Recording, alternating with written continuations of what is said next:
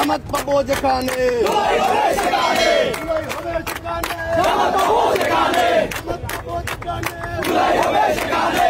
সকলকে স্বাগত LSP news টিভিতে। আজকে জানাবো যুবলীগের এক বিশাল খবর। আজ ভারতের শিলিগুড়ি থেকে পাওয়া গেল এই খবর। ভারতের শিলিগুড়িতে আয়োজিত হয়েছে আওয়ামী যুবলীগের এক বিশাল বিক্ষোভ মিছিল।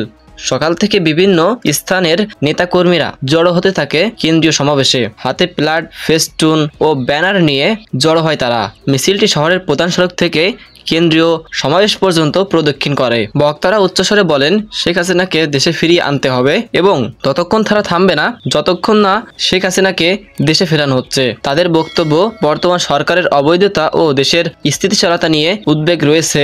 এজন্য শিলিগুড়ির মঞ্চ থেকে তারা জাতীয় ও আন্তর্জাতিক আহ্বান জানাচ্ছে। সমাবেশে অংশগ্রহণকারীরা একাধিক জোরালো স্লোগান করেন, শেখ হাসিনা ফিরবে, বাংলাদেশ হাসবে। তাছাড়া তারা বলেন, অবৈধ সরকারের বিরুদ্ধে রুখে দাঁড়াবে তারা এবং শিলিগুড়ি থেকে এই প্রতিবাদ তারা অব্যাহত রাখবে।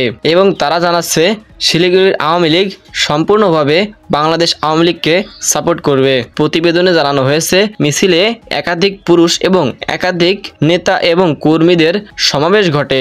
তারা সকল ভয় এবং সকল আক্রমণকে উৎক্ষেপ করে এগিয়ে আসে সামনের দিকে। মোবাইলে ধারণ করা ভিডিওতে স্পষ্ট বোঝা যায় তাদের সাহস, উদ্দীপনা ও উদ্যম। দর্শক বন্ধুরা, আপনাদের মতামতগুলো জানিয়ে দিবেন কমেন্টের মাধ্যমে।